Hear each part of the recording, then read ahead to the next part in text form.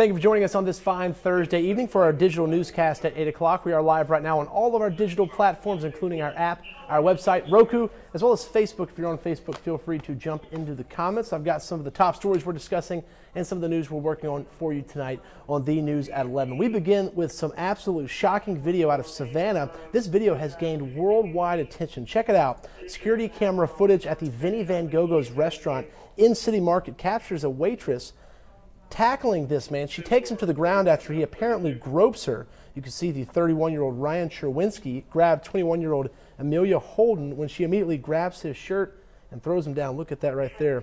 Danielle Lewan got a copy of the police report where Cherwinski tells a different story. And Danielle, with what happened, what charges is he facing first off, and has he faced any sort of punishment already? I mean, I think a lot of people see that video and there's some punishment right there as he gets taken to the ground, but legally, what's he looking at? Well, absolutely right. So he spent 2 nights in jail. He now faces a felony charge of sexual battery. We actually spoke to Holden today, and she walked me through that split-second decision that night. Really interesting on her side of the story, but the most troubling part is it sounds like this is not the first time that this has happened at the Vinnie Van Gogh or the restaurant workplace at all. Take a listen. I was really satisfied when he was arrested because it not only felt like justice for me, but justice for the other women who have had that happen. Yeah.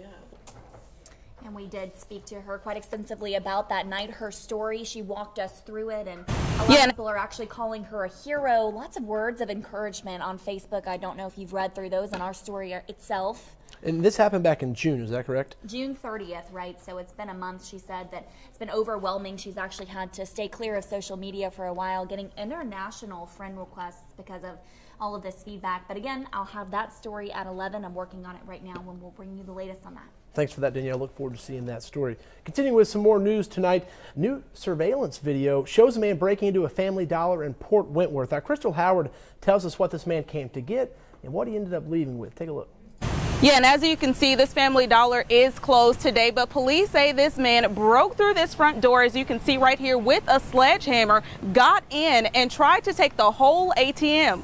Now take a look at this surveillance video from inside of the Family Dollar store. You can see where this man has already hit the glass door. He slides his hand in and struggles to unlock the door. He eventually gets it and runs inside to the ATM. That is when he tries to take the ATM machine that is bolted to the floor. He's not strong enough to rip it from the floor, so he leaves and comes back into the store.